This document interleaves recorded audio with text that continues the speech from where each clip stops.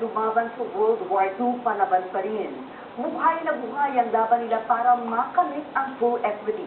They took what they could in the form of lump sum payments, but they are saying it should not end there. They want to have exactly what their American counterparts receive, a monthly pension.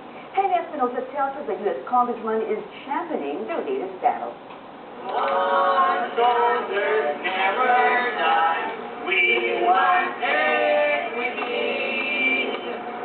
Filipino veterans and their supporters have more reason to celebrate. Last July, U.S. Congresswoman Jackie Speer pledged to introduce legislation that would give them monthly pensions. Umayag na po siya, he's gonna po sponsor the bill on full equity po. Palakpakan po natin yun. Yesterday, U.S. Congressman Mike Honda committed to co-sponsor the full equity bill. Kami po ay natutuwa at saka itong mga taong itong mga kongresista na kumikilala sa aming karapatan dahil dito sa aming gustong mangyari sa na full equity. For full equity to pass, the Justice for Filipino Veterans says they need to get the support of lawmakers up for re-election this year in areas where there is a large number of Filipino voters. They say to get the Filipino votes, the politicians also have to support full equity. Ito yung mga population ng Filipinos rito, hindi bababa ng 100 na most of them botante.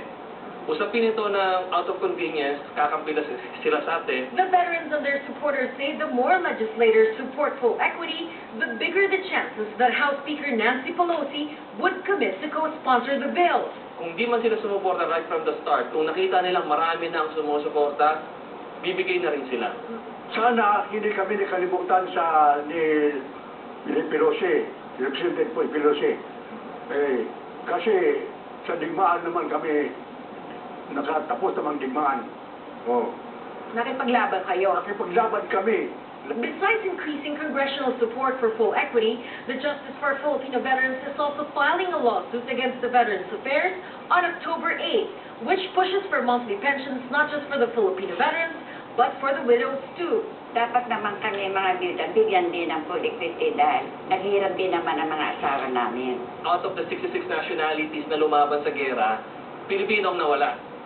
Again, hindi ito issue ng racial profiling. Issue ito ng outright racial discrimination. To add to the growing list of full equity supporters, the Justice for Filipino Veterans say kababayan should personally convince their own representatives in Congress to give justice where it is due. For these Filipino veterans and their advocates, it is crucial to get key U.S. leaders to commit to giving them monthly pensions as well as their widows, leaders that would ultimately pave the way for the passage of full equity. Henny Espinosa, ABS-CBN News, San Francisco.